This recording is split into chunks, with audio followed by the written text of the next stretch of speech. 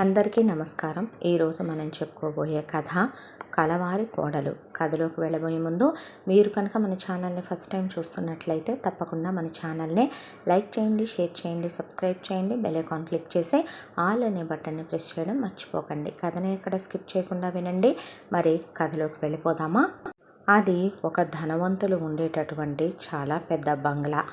ఆ ఇంట్లోకి ఒక కారు వచ్చింది. ఆ కారులో నుంచి పెళ్లి బట్టల్లో దండలు వేసుకుని అప్పుడే కట్టిన పసుపు తాడుతో ఒకడి చిటికెన వేలు మరొకరు పట్టుకుని ఆ ఇంటి చిన్న కొడుకు విష్ణు తను పెళ్లి చేసుకున్న తన భార్య వెన్నెల్ని తీసుకుని ఆ ఇంటి ముందు కారు దిగాడు. వెళ్ళి బెల్లి కొట్టేసరికి ఆ ఇంటి పని మనిషి వచ్చి డోర్ ఓపెన్ చేసిందే. అమ్మగారు అని ఒకటే కేక వేయగానే ఇంట్లో ఉన్న వాళ్ళంతా అక్కడికి వచ్చి నుంచున్నారు. నుంచోనే ఏం చేసావురా నువ్వు, ఏం పనిరా ఇదే అని ఒకవైపున విష్ణు వాళ్ళమ్మ రేవతి గొంతెత్తి పెద్దగా అరుచుకుంటూ వచ్చి చెయ్యెత్తింది విష్ణు మీద. చెయ్యెత్తితే నువ్వు కొడితే పట్టానికి నేను చిన్నపిల్లాన్ని కాదమ్మా, కొడితే తిప్పి కొట్టేంత వయసులో ఉన్నాను నేను. నీ పెద్దరికాన్ని, నీ సంస్కారాన్ని నువ్వు నిలబెట్టుకోవాలి. ఏం మత్తు జల్లి ఏం మందు పెట్టావే నా కొడుక్కి పాపిష్టిదానా అంటూ వచ్చిన కోడల మీద చెయ్యెత్తేసరికి చెయ్యాలా ఆపి పట్టుకుంది వెన్నెల. మీరు వయసులో పెద్దవారు, తల్లంత వయసున్నవారు తల్లి లాంటి వారని తిప్పి కొట్టకుండా ఊరుకుంటున్నాను. వయసుకొచ్చిన కొడుకు కోడల్ని పెళ్లి చేసుకొని తీసుకొస్తే ఏం జరిగిందని లోపలికి పిలిచి మాట్లాడాల్సింది పోయి మీరు ఇలా మాట్లాడటం మీకు సంస్కారం అనిపిస్తోందా? ఏం మాటలు ఇవన్నీ అనేసరికి ఆ ఇంట్లో నుంచి ఎవరో ఒక మొగుడు పెళ్ళాం, దాంతోపాటు 2 కొడుకులు 2 కూతుళ్ళు అనుకుంటాను, వాళ్ళకి 4 వచ్చి ఏంటి చెల్లమ్మ, చిన్నోడికైనా మా కూతుర్ని చేసుకుంటానన్నావు కదా అనేపాటికి వదినా వదినా నీ కూతురే నా కోడలు వదినా అని చెప్పావుగా రేవతే, నీ కొడుకేంటి ఇలా చేసుకొచ్చాడు అనేపాటికి చాలాసేపు వాగ్యుద్ధం జరిగింది రేవతికి చిన్న కొడుకు విష్ణుకి. దాంతో నానా గోల అయ్యాక నా భార్యను తీసుకొని నేను వేరు వెళ్ళిపోతాను, నా ఆస్తులో వాటా నాకు పెట్టేసే అనేసరికి ఈలోపు చలపతి వెళ్ళి ఊరుకోమ్మ చెల్లాయ్, ఎంతైనా మన కొడుకు కాకుండా పోతాడా ఏంటి, మన పిల్లాడు కాకుండా పోతాడంటావా, లోపలికి రమ్మను మనమ్మ అన్న తర్వాత సరే మీ ఇష్టం వచ్చినట్టు తగలడి చావండి లోపలికి వచ్చే అనేసి వెళ్ళిపోయింది రేవతి. అంతా దాంట్లో వెన్నెల ఒకటి గమనించింది. తలుపు తెరిచి పనమ్మాయి కేకలు పెట్టగానే వీళ్ళొచ్చారు. అలా నీ కొడుకు పెళ్లి చేసుకొని రావటం తప్పు, ఊరుకుంటావేంటి చూస్తూ అనగానే రేవతి విష్ణుని కొట్టడానికి వెన్నెల్ని కొట్టడానికి వచ్చింది. అలా చేతులతో వాళ్ళు తిరిగి సమాధానం చెప్తే నువ్వు నోటితో చెప్పలేవా ఏంటి అని రాగిని అనేసరికి తను తిరిగి తిట్టడం మొదలుపెట్టింది. అంతా దాంట్లో వెళ్ళిపోతానని విష్ణు అన్నాక వెళ్ళొద్దని ఆపమని చలపతి చెప్పగానే ఆపేసింది. అంటే రేవతి వాళ్ళు చెప్పినట్టు వింటది, వాళ్ళ చెప్పు చేతల్లో ఉంది. వాళ్ళు ఆడిచ్చే కీలుబొమ్మలాగా వాళ్ళు ఏది చెప్తే అది విని మాట్లాడుతుందేంటి, ఈవిడికి చెప్పుడు మాటలు తప్పుడు మాటలు వినే అలవాటున్న అత్తగారా ఈవిడ అని అనుకుంది వెన్నెల. ఆ తర్వాత రా వెన్నెల అని విష్ణు తీసుకెళ్ళి ముందు తన గదిలోకి ఫ్రెష్ అయ్యి రమ్మనమన్నాడు. ఫ్రెష్ అయ్యి వచ్చి బట్టలు మార్చుకున్న తర్వాత ఆ దండలు అవి తీసేశాక కింద నుంచి ఫుడ్ పైకి తెప్పించాడు. ఆ అమ్మాయి ఫుడ్ తిందే. తిన్న తర్వాత ఆ అమ్మాయిని దగ్గరికి తీసుకున్నాడు. దగ్గరికి తీసుకుని నీకు ఇల్లు ఇంట్లో మనుషుల గురించి చెప్పలేదు కదరా, నువ్వు మన ఇన్నేళ్ల ప్రేమలో ఎప్పుడూ అడగలేదు కదా, ఎప్పుడు నువ్వు గట్టిగా అడుగున్నా చెప్దాం అనుకున్నాను, కానీ నా ఫ్యామిలీ డిస్టర్బెన్సెస్లో ఉండటం వల్ల చెప్పలేకపోయానని ఆ అమ్మాయి చేయి పట్టుకొని కిందకి తీసుకొచ్చాడు విష్ణు. తీసుకొచ్చి ఇదిగో ఇక్కడ మంచంలో ఉన్నారే ఈయన మా నాన్నగారు నందగోపాలు. మా నాన్నగారికి బిజినెస్లో చాలా మంచి పేరుంది, ఆయన చాలా పెద్ద బిజినెస్ మ్యాన్. మా నాన్న చాలా మంచివారు. ఏమైందో ఏంటో తెలియదురా, ఒక రోజున నాన్న బిజినెస్ పని మీద వేరే ఊరు వెళ్ళి వస్తూ ఉండగా అనుకోకుండా నాన్నగారికి ఫారెస్ట్ ఏరియాలో యాక్సిడెంట్ అయింది. ఆ తర్వాత నాన్నని హాస్పిటల్లో జాయిన్ చేస్తే నాన్నకి కంటి చూపు చెవులు వినికిడి తప్ప నాన్నకి అన్నీ చచ్చుబడిపోయాయి నోటితో సహా. ఆ రోజు నుంచి నాన్న ఇలా మంచంలో ఉంటున్నారు. ఎన్ని ట్రీట్మెంట్లు చేయించినా నాన్న మాత్రం కోలుకోవటం లేదు అని చెప్పి విష్ణు రమ్మనమని పక్క గదిలో ఉన్న ఇంకొకళ్ళ దగ్గరికి తీసుకెళ్ళాడు. తను నా ప్రాణం, మా అన్నయ్య, మా అందరికీ ఒక మార్గదర్శి అనుకోవాలా, మా ఇంటి హీరో అనుకోవాలా. చాలా మంచోడు మా మురళి అన్నయ్య. కోపం ఎంత ఎక్కువో మా పెద్దోడికి మంచితనం కూడా అంతే ఎక్కువ. అన్నయ్య చాలా బాగా చదువుకునేవాడు, చాలా తెలివైనవాడు. అబ్రాడ్ వెళ్ళి MBA కంప్లీట్ చేసుకుని వచ్చాడు. బిజినెస్ టేక్ ఓవర్ చేశాడు. ఎక్కడో ఉన్న మా బిజినెస్ని టాప్ 10 పొజిషన్లోకి తీసుకొచ్చాడు. కాంపిటీటర్స్ పెరిగిపోయారంట. అన్నయ్య మీద బాగా కోపంతో ఇష్యూ అయ్యి ఆర్గ్యుమెంట్స్, డిస్కషన్స్ జరిగినాయంట. ఆ కోపంలో అన్నయ్య కారు డ్రైవ్ చేసుకుంటూ వచ్చేటప్పుడు వాళ్ళెవరితోనో అటాక్ చేయించారు. అన్నయ్యకి బాగా దెబ్బలు తగిలినాయి. దాంతో అన్నయ్యని హాస్పిటల్లో జాయిన్ చేస్తే కోమాలోకి వెళ్ళిపోయాడు. ఆ రోజు నుంచి ఈ రోజు వరకు ఇలా మంచంలోనే ఉండిపోయాడు అని చేయి పట్టుకొని పక్క గదిలోకి తీసుకువెళితే ఒక అమ్మాయి ఫ్రాక్ వేసి మంకీ క్యాప్ పెట్టుకొని బొమ్మలతో ఆడుకుంటుంది. చూడటానికి చందమామలా చాలా చక్కగా ఉంది. తను మా అక్కయ్య చంద్రిక. చాలా మంచిదే. నిజం చెప్పాలంటే ఒక దేవతే మనిషిగా పుట్టి నా తోబుట్టువు అయిందేమో అన్నంత మంచిదే. చిన్నప్పటి నుంచి అక్కది చాలా స్ట్రైట్ ఫార్వర్డ్. ఏదున్నా మొహం మీదే చెప్పుద్దే. మేమందరం బిజినెస్ సెక్టార్లోకి వెళ్ళాలనుకుంటే తనకు ఆర్ట్స్ అంటే ఇష్టం. దాంతోనే అక్క ఆర్టిస్ట్ అయింది. ఆ తర్వాత అక్క ఎవరో ఒక అబ్బాయిని ప్రేమించానని అమ్మతో చెప్పి ఆర్గ్యుమెంట్ అయింది. ఆ ప్రేమించిన వాడితో వెళ్ళిపోయి పెళ్లి చేసుకుందాం అనే లోపు అక్క ప్రాణానికి ప్రాణంగా ప్రేమించిన వాడు మోసం చేసి వెళ్ళిపోయాడనే షాక్లో అక్క సూసైడ్ అటెంప్ట్ చేసి డాబా మీద నుంచి కిందకి దూకేసింది. తలకి దెబ్బ తగిలింది. మతిస్థిమితం కోల్పోయింది. అలా మిగిలిపోయింది. ఇక ఇది నా చెల్లెలు అని ఒక అమ్మాయి వైపు చూపిస్తే నాకేమీ కాలేదులే వదిన, బాగానే ఉన్నానులే అనేసరికి తన పేరు ఇందిర అని చెప్పాడు విష్ణు. కాకపోతే దీనికి మంచితనము ఎక్కువే, కోపము ఎక్కువే.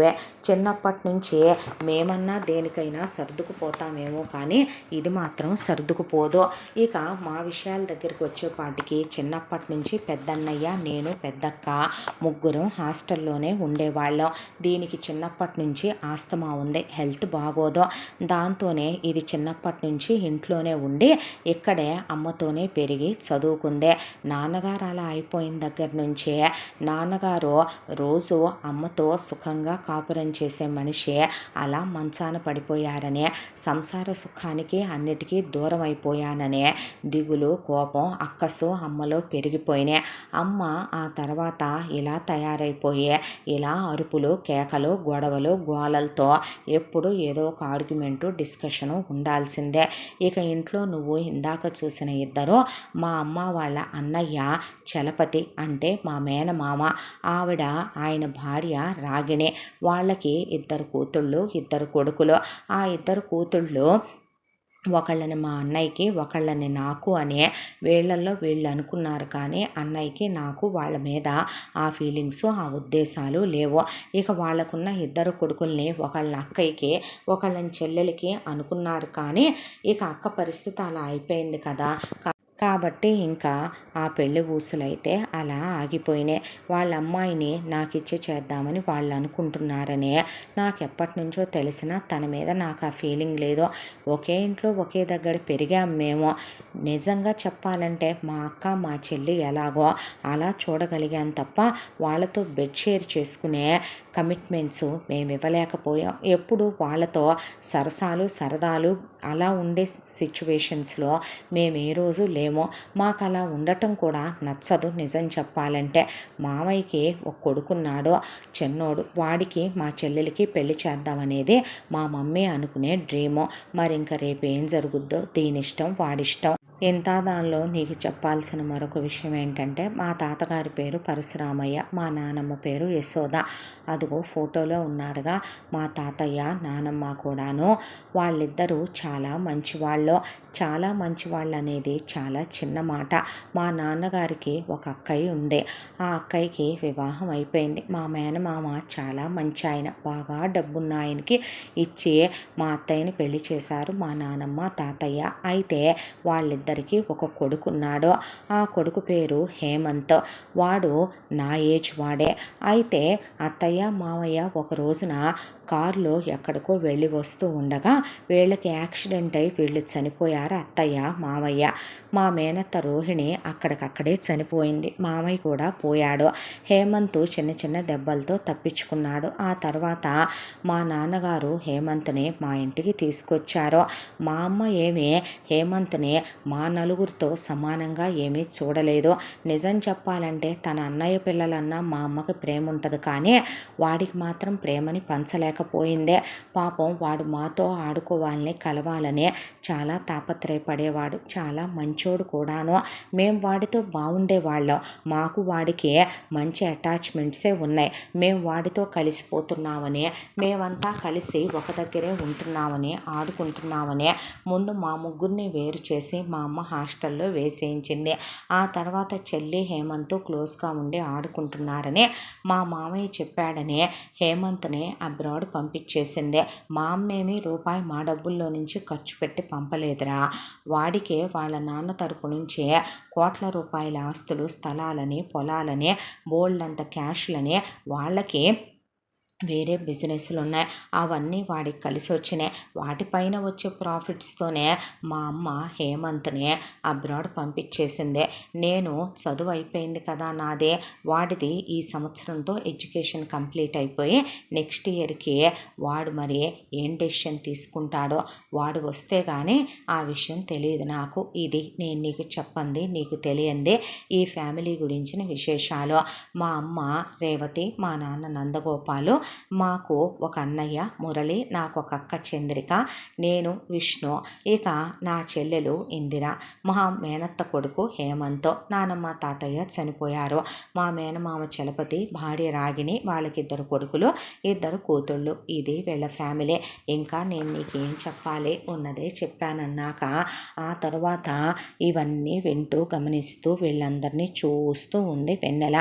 ఆ తర్వాత నెక్స్ట్ డే నుంచే వీళ్ళు డైనింగ్ టేబుల్ దగ్గర కూర్చొని అలా భోంచేయబోతుంటే, అవును ఈ అమ్మాయి వాళ్ళ అమ్మ నాన్న ఏమయ్యారు అల్లుడు, ఎక్కడుంటారంటే అది వాళ్ళు అని విష్ణు చెప్పబోతే, లేరండి నాకెవరూ లేరు, నేను అనాథనే అనేసింది వెన్నెల. ఆహా, అనాథ కుక్కని చేసుకొని తీసుకొచ్చావా నువ్వు అంది రేవతి. అమ్మా అని విష్ణు అన్నం చేతి మీద లేచి నుంచుంటే, వదిలే విష్ణు అనేసి రేపటి నుంచి కింద డైనింగ్ టేబుల్ దగ్గరికి రావద్దు, మనం పైనే తిందామన్న తర్వాత ఇంత దాంట్లో ఇందిర వెన్నెల దగ్గరికి వచ్చి, పట్టించుకోకు వదిన ఆ మాటలన్నీ, ఆవిడతో మాకేమీ కొత్త కాదులే. మా అమ్మ ఎందుకు అలా మాట్లాడుద్దో ఒక్కొక్కసారి మా అన్నయ్యలకి నాకు అక్కకి అర్థమే కాదు. మా అమ్మ ఎందుకు అలా తయారైందో కూడా తెలియదని భోజనం తీసుకొచ్చాను తినండి అని ఇద్దరికీ తినిపించి వెన్నెలతో చాలా క్లోజ్గా ఉండేది ఇందిర. అంతా దాంట్లో ఇందిర రోజు ఆకాశం వైపు చూసుకుంటూ, ఫ్లైట్ల వైపు చూసుకుంటూ ఉండేదే.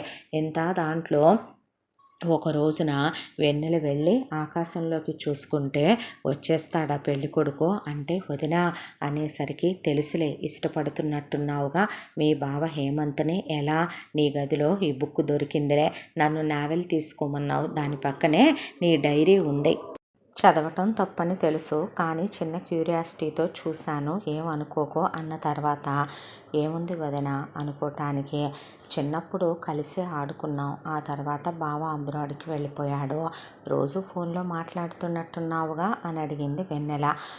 మాట్లాడతాను వదిన, ఇంకా బావ చదువు అయిపోలేదు, ఈ సంవత్సరంతో అయిపోద్ది, అయిపోయిన తర్వాత వస్తాడని, నన్ను పెళ్లి చేసుకుంటాడని ఎదురు చూస్తున్నాను అంటే, అత్తయ్య ఏమీ అనరా, ఈవిడ అంటదని ఆలోచిస్తూ కూర్చుంటే నా బ్రతుకు నాశనం అయిపోద్ది వదిన. ఇప్పుడు మామయ్య ఆఖరి కొడుకుని చేసుకోమంటారు నన్ను, నాకు అసలు వాడి మీద ఆ ఉద్దేశమే లేదు, నేనెలా వదిన వాడిని చేసుకుంటాను, ఇదెలా కరెక్ట్ అంటావు, ఒకే దగ్గర పెరిగాము, పైగా నాకుంటూ ఒక ఫీల్ ఉండదా, నాకు అసలు వాడి మీద ఆ ఫీలింగే లేదు, నాకు మా అత్తయ్య కొడుకు అంటేనే ఇష్టం అని చెప్పింది ఇందిర. దాంతో ఏం కాదులే, అంతా మంచిగా జరుగుద్ది, కంగారు పడకు అన్నాక కొన్ని రోజుల తర్వాత విష్ణు వెన్నెల ఫస్ట్ నైట్ అయిపోయింది. హనీమూన్కి కూడా వెళ్ళొచ్చారు. అన్యోన్యమైన దాంపత్యం. వెన్నెల ఇందిరతో సరదాగా మాట్లాడుతూ, ఇందిర కాలేజ్కి వెళ్ళొస్తూ ఒకవైపున ఎవరూ లేనప్పుడు వెన్నెల అసలు బయటికి రాదు. తన గదిలో కూర్చుని తన గదిలోకే భోజనం అది తెప్పించేసుకొని తిని తన గదిలోనే ఉంటుంది. అప్పుడే పిల్లలు వద్దులే, ఒక 4-5 ఇయర్స్ ఆగిన తర్వాత ప్లాన్ చేసుకుందాం అని విష్ణు అన్నాడు. సరే అంది వెన్నెల. అయితే అనుకోకుండా వాడే బర్త్ కంట్రోల్ ఫెయిల్ అయ్యి ఒక రోజున వెన్నెల నవ్వుతూ ఉన్నదే పెద్ద వామిట్ చేసుకొని కళ్ళు తిరిగి పడిపోయింది. డాక్టర్ వచ్చి వెన్నెల కన్సీవ్ అయిందని చెప్పేసరికి విష్ణు పోనీ చేసుకుంటావా అంటే, ఎందుకన్నయ్య వచ్చిందిగా ఉంచుకొనివ్వరాదు అంది ఇందిర. అన్నాక నాకు ఇష్టమే ఉంచుకుంటాను అంది వెన్నెల. సరిపోయారు ఇద్దరికి ఇద్దరు. అంటే నాకే నా ఇష్టం లేనిదే ఏమీ లేదురా, ఇంట్లో పరిస్థితులు కుదుట పడతాయేమో, డాడీకి తగ్గుద్దేమో, అన్నయ్య నార్మల్ అవుతాడేమో, అక్క నార్మల్ అవుతామోనని ఒక చిన్న ఆశ. అనేసరికి అన్నీ బాగైపోతాయిలే మన బేబీ పుట్టేసరికి. అంటే నిజం చెప్పా వదిన, పుట్టేవాడు ఏ అభిమన్యుడో అవ్వాలి, అందరి తిక్క కుదిరిచ్చేస్తాడులే అంది ఇందిర. ఇలా రోజులు గడిచిపోతూ ఉండగా వెన్నెలకి 3rd మంత్ కంప్లీట్ అయ్యి 4th మంత్ వచ్చేసరికి వెన్నెల ఒకసారి అలా టెర్రస్ మీద చల్లగాలిలోకి వెళ్ళి అటు ఇటు తిరుగుతూ ఫోన్ మాట్లాడుతూ ఉండగా ఇందిర బయటికి వెళుతూ రేవతి పైకి వెళ్ళటం చూసిందే. ఆ తరువాత ఇందిర ఇంటికి తిరిగి వచ్చేసరికి పనివాళ్ళు, అమ్మా వెన్నెలమ్మ గారు పైనుంచి పడిపోయారమ్మా, కాళ్ళ వెంట బ్లీడింగ్ అయిపోతోందని అన్నయ్య హాస్పిటల్కి తీసుకెళ్ళాడనే పాటికి ఇందిర హాస్పిటల్కి పరిగెత్తుకుంటూ వెళ్ళింది. వెళ్ళేసరికి వెన్నెల కడుపులో ట్విన్స్ అబార్షన్ అయిపోయారని తెలిసి విష్ణు కళ్ళు ఎర్రగా అయిపోయినాయి. వెన్నెలను అబ్జర్వేషన్లో పెట్టారు. ఇందిర ఏడ్చేస్తూ కూర్చుండిపోయింది అక్కడే. దీనికి కడుపేసుకొని ఇప్పుడు పైకి ఊరేగి అటు ఇటు తిరగాల్సిన అవసరం ఏంటి? కడుపుతో ఉన్నాను, జాగ్రత్తగా పొందిగ్గా ఒక దగ్గర కూర్చోవాలని తెలియొద్దా? దీనికి ఆడతనమే లేదనుకున్నాను, అమ్మతనం కూడా లేదా?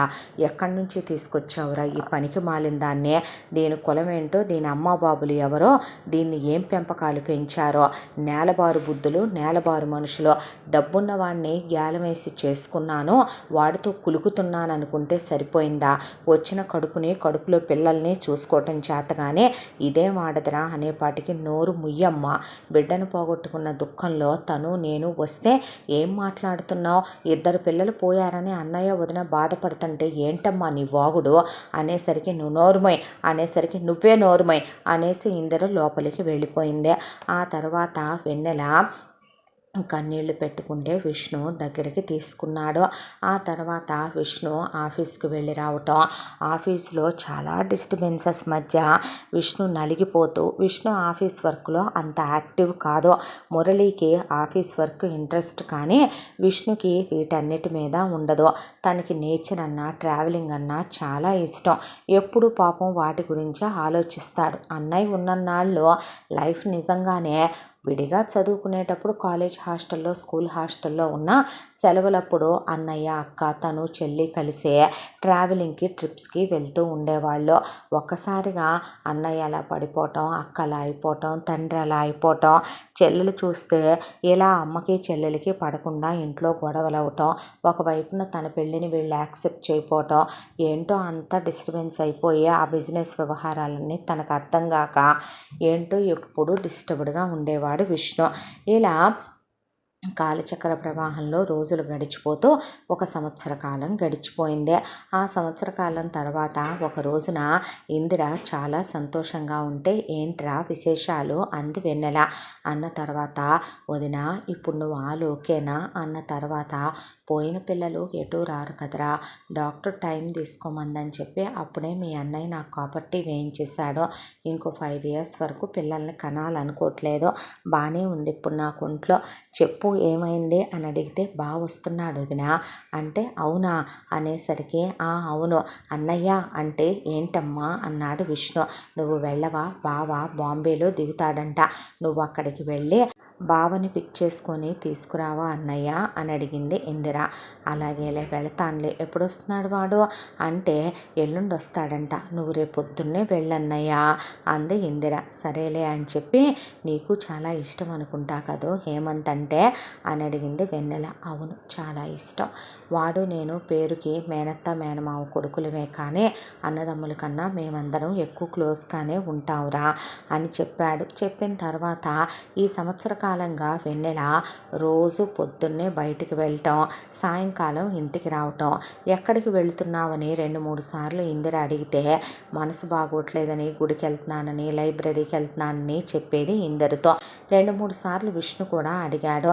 మనసేం బాగోట్లేదు, అలా ఊరికే ఏదో ఒక పనిలో పడి జరిగిన విషయాన్ని మర్చిపోవాలని షాపింగ్ కనో అలా జస్ట్ ఏం తోచట్లేదని ఆర్ఫనైజులకి అలా వెళ్ళొస్తున్నాను అని ఇంట్లో వాళ్ళందరికీ వినపడేలాగానే చెప్పేది వెన్నెల. ఆ తర్వాత నెక్స్ట్ డే విష్ణు బయలుదేరి వెళ్ళి హేమంత్ని తీసుకొస్తానని చెప్పి వెళ్ళిన తర్వాత ఇంక రాగానే పిప్పిపి డుమ్డుమ్మేనా అని వెన్నెల అంటూ ఉండగా వచ్చాక బావతో ఇన్నేళ్లుగా ఉన్న నా ప్రేమని ఫోన్లోనే చెప్పాను వదిన, మనసారా బావకి ఎదురుగా చెప్పాలి.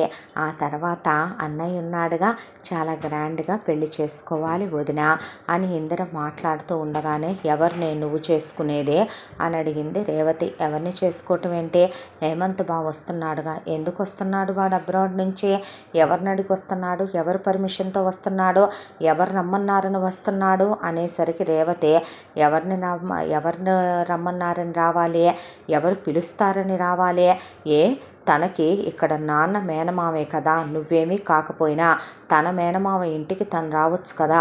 తన కాబోయే భార్యగా నేను ఇక్కడ ఉన్నప్పుడు నన్ను పెళ్లి చేసుకోవటానికి వస్తున్నాడు. పిచ్చి పిచ్చిగా వాగితే చెప్పు తీసుకొని కొడతాను. మావయ్య కొడుకుని నువ్వు పెళ్లి చేసుకోవాలి, వాడెవడో నువ్వు చేసుకోవటం ఏంటే, వాడెవడో ఎలా అవుతాడు, నీ అన్నయ్య కొడుకు వాడెవడో కానప్పుడు నా మేనత్త కొడుకు వాడెవడో ఎలా అవుతాడు. నేను బావని ప్రేమిస్తున్నాను, బావనే పెళ్లి చేసుకుంటాను. ఒళ్ళు బలిసి మతి తప్పి మదమెక్కి కొట్టుకుంటున్నావే నువ్వు.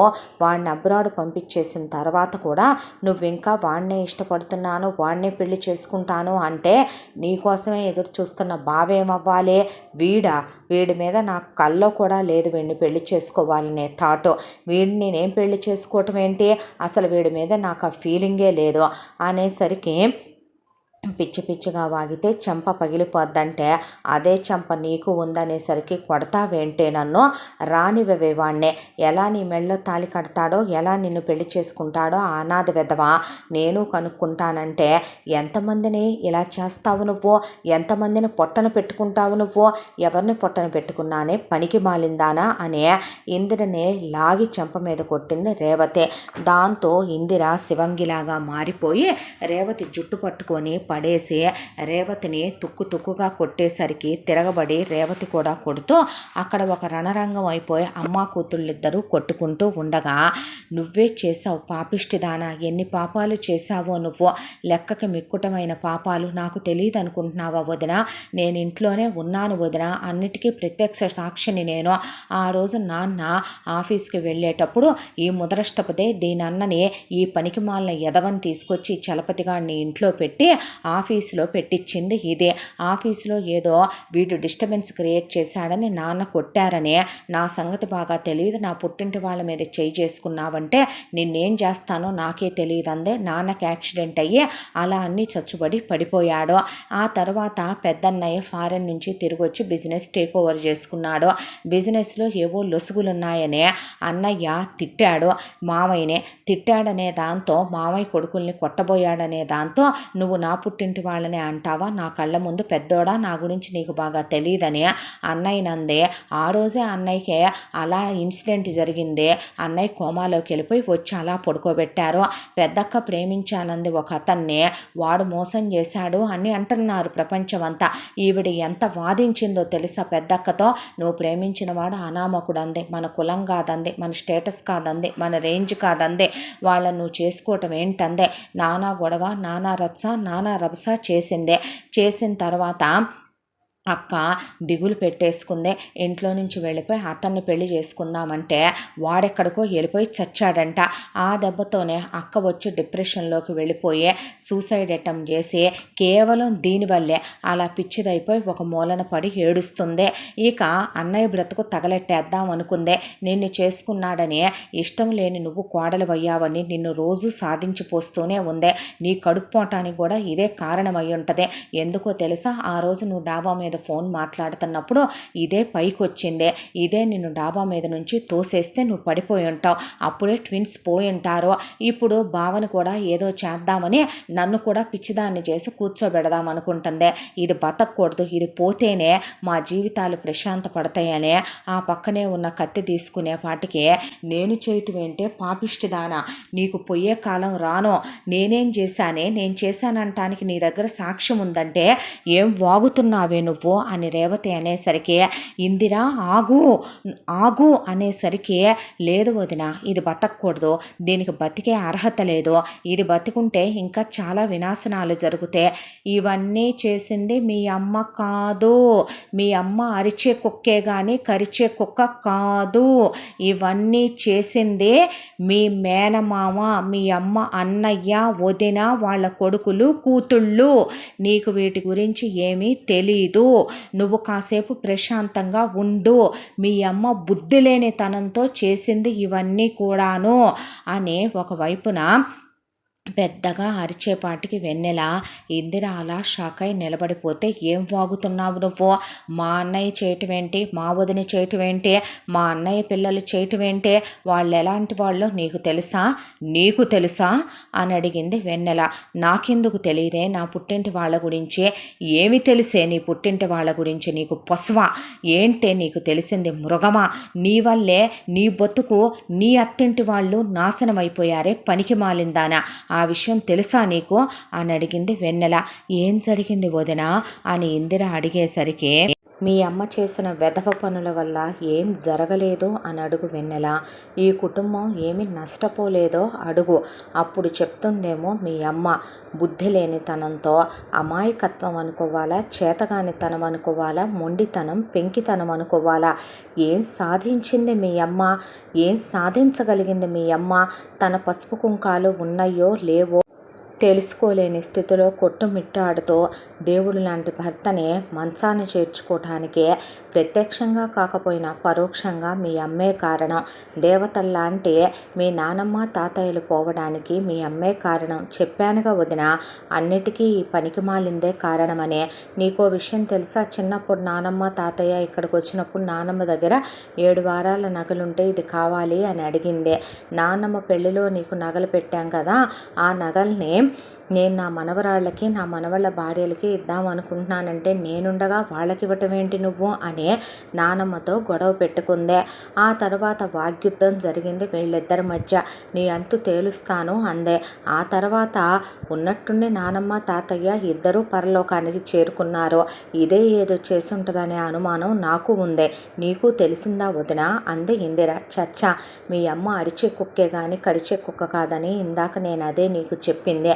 మీ అమ్మకి అతి ఎక్కువ, అతి సర్వత్రా వర్జయేత్ అని పెద్దవాళ్ళు అందుకే చెప్తూ ఉంటారు.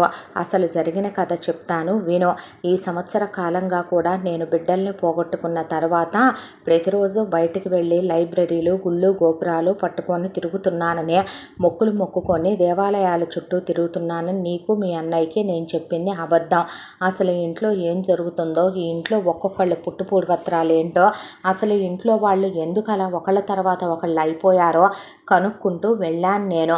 వ్యవహారం తీరా నాకు తెలిసింది ఏంటయ్యా అంటే, మీ తాతగారు పరశురామయ్య గారు ఆగర్భ శ్రీమంతుడు. ఆయన భార్య యశోద పుట్టింటి నుండి వస్తూ 7 వారాల నగలతో పాటు సకల లాంఛనాలతో బోలెడంత ఆస్తిపాస్తులతో వచ్చింది మీ నానమ్మ. ఇద్దరిదే ఎంతో అన్యోన్యమైన దాంపత్యం. వాళ్ళకున్న ఒకే ఒక్క లోటు పిల్లలు లేకపోవటం. ఎన్నో పూజలు పునస్కారాలు చేసిన తరువాత మీ మేనత్త రోహిణి పుట్టింది. ఆ తరువాత కొంతకాలానికి మీ నాన్న నందగోపాల్ పుట్టాడు. పిల్లలిద్దరికీ ఏమిచ్చినా ఇవ్వకపోయినా విలువలు, సంస్కారం నేర్పించాలి. వెనకాల మనమిచ్చే కోట్లు ఉన్నాయి కదా అని వాళ్ళు విచ్చలవిడిగా తయారవ్వకూడదు. ఎవరికి వాళ్ళ వల్ల అన్యాయం జరగకూడదు అనే దాంతో తెలివితేటలతోనూ పెంచారు, మంచితనంతోనూ పెంచారు మీ నాన్నని, మీ మేనత్తనే. కాలచక్ర ప్రవాహంలో రోజులు గడిచిపోతూ మీ మేనత్త పెరిగి పెద్దయ్యి 18 రాగానే ఆడపిల్లకి ఇక చాలే చదువులు అనే మీ మేనమామతో వివాహం జరిపించారు. ఆయన దేవుళ్ళలాంటి వాడు, కోటీశ్వరులు వాళ్ళు. మీ మేనత్త కాపురానికి వెళ్ళిపోయింది. యావదాస్తికి ఇక కూతురికి పెట్టాల్సిందేదో పెట్టేశారు కాబట్టి మిగతా అంత ఆస్తికి కొడుకుని వారసుని చేశారు. మీ నాన్న ఆ రోజుల్లోనే అబ్రాడ్ వెళ్ళి లండన్లో చదువుకొని వచ్చారు. ఆ తర్వాత ఫ్యాక్టరీ వ్యవహారాలు, వ్యాపారాలు, ఉన్న పొలాలు, స్థలాలు మొత్తం అన్నీ మీ నాన్నగారు టేక్ ఓవర్ చేసుకున్నారు. దైవం మానుష రూపేణ అని మీ నాన్నగారు చాలా మంచి వ్యక్తి. అన్యాయాలు, అరాచకాలు ఆయన చెయ్యడు. స్వార్థబుద్ధి, ద్రోహబుద్ధి, మోసం అంటే ఏంటో మీ నాన్నకి తెలియదు. వ్యాపారంలో కూడా ధర్మంగా ఉండే ధర్మమూర్తనే ఆయనందరూ కొనియాడుతూ ఉంటారు. అంత గొప్ప వ్యక్తికి ఈ దరిద్రపు దాన్ని మీ అమ్మని ఇచ్చి వివాహం జరిపించి చాలా పెద్ద తప్పు చేశారు మీ నానమ్మ, తాతయ్య. మీ అమ్మకి పుట్టింటి మీద విపరీతమైన వ్యామోహం. మొదటి నుంచి మీ అమ్మకి బాగా చెప్పుడు మాటలు, తప్పుడు మాటలు వినే అలవాటు ఉంది. అది ఒక పరిధి వరకు కరెక్టే. కానీ మీ అమ్మకి వాళ్ళమ్మ ఏది చెప్తే ఒక్కోసారి అది వింటది, వాళ్ళ నాన్న చెప్తే వింటది. ఆ తర్వాత వాళ్ళ అమ్మ నాన్న పోయి అన్నయ్య కిందకు వచ్చాక చలపతి మాట అంటే మీ అమ్మకి వేదం. చలపతి భార్య రాగిణి వీళ్ళకి మేనత్త కూతురు. చలపతి భార్య రాగిణిని చిన్నప్పటి నుంచి గుడ్డిగా నమ్మటం మీ అమ్మకి అలవాటు. వాళ్ళిద్దరూ వివాహం చేసుకున్నారు. ఆ తర్వాత మీ అమ్మని అనుకోకుండా ఒక గుళ్ళో చూసింది మీ నానమ్మ. మీ అమ్మ గుడి శుభ్రం చేయటం చూసి కులానికి మీ అమ్మ పెద్దదే, గుణానికి మీ అమ్మ దరిద్రపు గుణం బయటకు కనపడదు కాబట్టి ఆవిడ కళ్ళు మూసుకుపోయి పేదింటి పిల్లైనా చూడటానికి మీ అమ్మ చాలా అందంగా ఉందనే, మీ నాన్నగారికి ఇచ్చి చేస్తే చాలా పొందిగ్గా ఉంటుందనే, కూతుర్ని ఉన్నింట్లో ఇచ్చుకో, కోడల్ని లేనింట్లోంచి తెచ్చుకో అనే సామెతని పెద్దవాళ్ళుగా వాళ్ళు నమ్మి మీ అమ్మని మీ నాన్నగారికి ఇచ్చి పెళ్లి చేశారు. అమ్మా నాన్నలు చెప్పిన మాట జవదాటని మీ నాన్నగారు మీ అమ్మని వివాహం చేసుకున్నారు. వివాహం చేసుకున్న తర్వాత ఆయన వ్యాపారాలు చూసుకోవాలి కాబట్టి సిటీకి వచ్చేశారు. అమ్మా నాన్నలకి వయసు అయిపోయింది కాబట్టి రమ్మంటే కొన్నాళ్ల పాటు ఊళ్ళోనే ఉండి మీకు పిల్లలు పుట్టాక వస్తాములేయ్యా అని చెప్పారు వాళ్ళు. ఆ తర్వాత మీ నాన్నకి మీ అమ్మకి పిల్లలు ప్లాన్ చేసుకుందాం అనుకునే లోపు మీ అమ్మ తింగరితనం, మీ అమ్మ అధిక ప్రసంగం, మీ అమ్మ అతి ప్రవర్తన మీ నాన్నకు ఒక్కొక్కటిగా తెలియటం మొదలయ్యే. మీ అమ్మకి ఆయన ముందు చాలా సాత్వికంగా కూర్చోబెట్టి చెప్పిన మీ అమ్మ ఆయన చెప్పే మాటలు వినదని ఆయనకు అర్థమైందే. ఎంతసేపు మా అన్నయ్య, మా వదిన, మా అన్నయ్య, మా వదిన, మా అన్నయ్య, మా వదిన అంటూ పుట్టింటి మీద మీ అమ్మకున్న విపరీతమైన ప్రేమతో అమ్మా నాన్నలు కూడా లేరు అని పుట్టింటి వాళ్ళకి అప్పటికే మీ నాన్నకి తెలిసి కొంత, తెలియకుండా కొంత దోచి పెడుతూనే ఉండేది మీ అమ్మ. అయితే ఒక రోజున ఉన్నాయి మొత్తం మీ మేనమామ వ్యసనాలకి, మీ అత్త దర్జాలకి ఖర్చు అయిపోను, ఉన్నదే వీళ్ళకి ఒక 2 ఎకరాల పొలం, ఒక కొంప. అది కూడా పోయిన తర్వాత వాడు చంకలో మూట పెట్టుకొని పెళ్ళాం పిల్లల్ని వెంట పెట్టుకొని ఇక్కడికి వచ్చి మీ నాన్న కాళ్ళ మీద పడితే ఏదో ఒక ఆధారం చూపించమని దిక్కుమొక్కు లేకుండా అయిపోయామని మీ నాన్నగారు అక్కడికి ఒక మంచి మాట అన్నాడు ఆయన.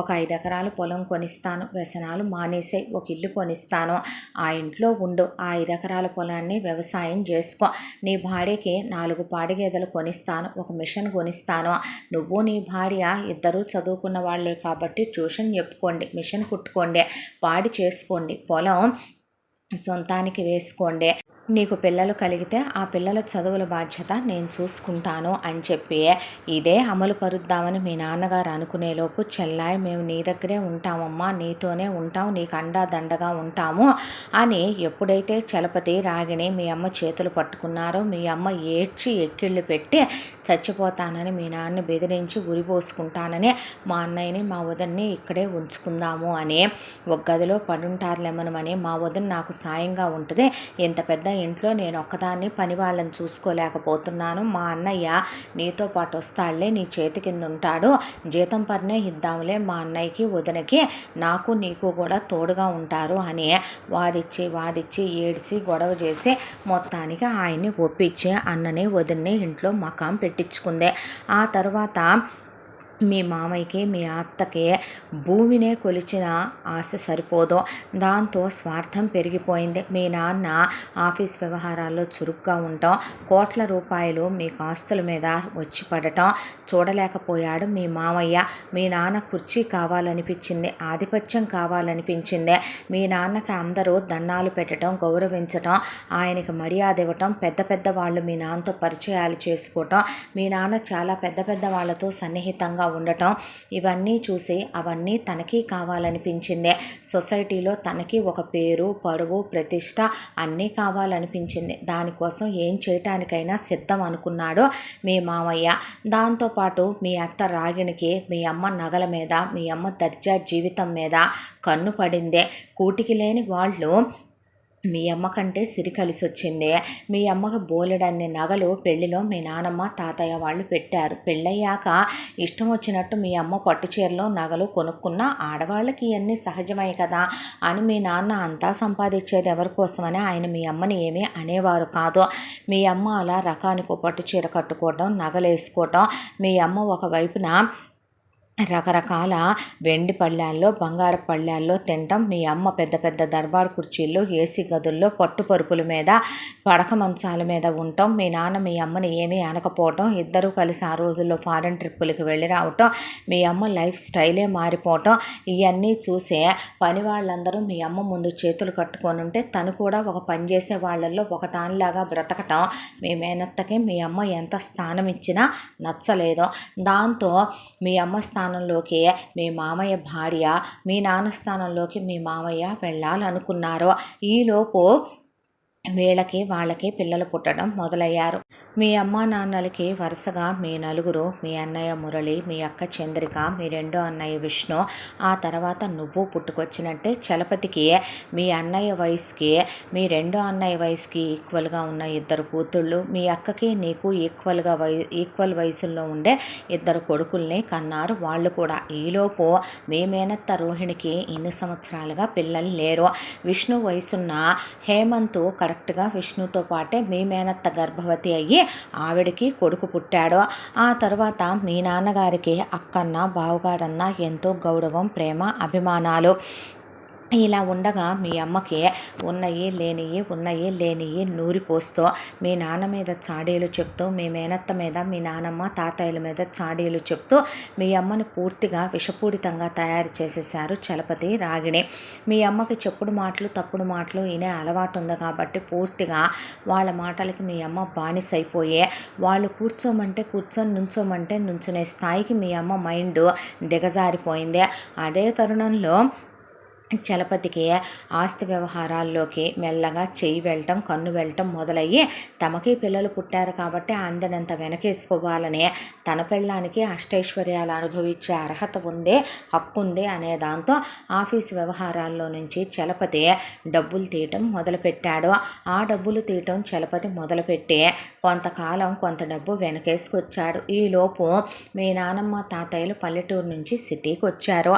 సిటీకి వచ్చిన వాళ్ళు ఇంటి వ్యవహారాలన్నీ పట్టించుకోవటం మొదలుపెట్టారు. మీ అమ్మ మొత్తం చలపతి పెళ్ళాం మీద వదిలేసిన మీ నానమ్మ ఆ వయసులో కూడా నిజం చెప్పాలంటే చాలా గట్టి మనిషి ఆవిడ. ఎక్కడెక్కడ ఏమేమి జరుగుతున్నాయి, ఎవరెవరిలో ఏ లోట్లు పాట్లు ఉన్నాయని ఆఫీస్ వ్యవహారాలు మీ తాతగారు, ఇంటి వ్యవహారాలు మీ నానమ్మ చూసుకోవటం మొదలుపెట్టిన వాళ్ళకి ఆఫీసులో ఇట్లా చలపతి కన్ను డబ్బు మీద పడిందని, మీ నాన్న కుర్చీ మీద పడిందని, చాప కింద నీరులాగా చలపతి మీ నాన్న వెనకాల వ్యాపారం విషయంలో కూడా కల్తీ ప్రోడక్ట్స్ తీసుకొచ్చి మీ ప్రోడక్ట్లో కలిపి అమ్మిస్తున్నాడని బయట వాళ్ళకి మెల్లగా ఉప్పు అందించి వాళ్ళ దగ్గర నుంచి కాంట్రాక్ట్లు వేసేటప్పుడు వాళ్ళకి అవని ఇవని ఆ కాంట్రాక్ట్లకు సంబంధించిన డీలింగ్స్ గురించి చెప్పి డబ్బులు వెనకేసుకుంటున్నాడని మీ తాతగారికి తెలిసింది. మీ నానమ్మకి ఇంట్లో ఉంటూ రాగిణి చాలా వరకు మీ అమ్మ నగల్ని సైడ్ చేయటం, మీ అమ్మ చీరల్ని సైడ్ చేయటం, కట్టల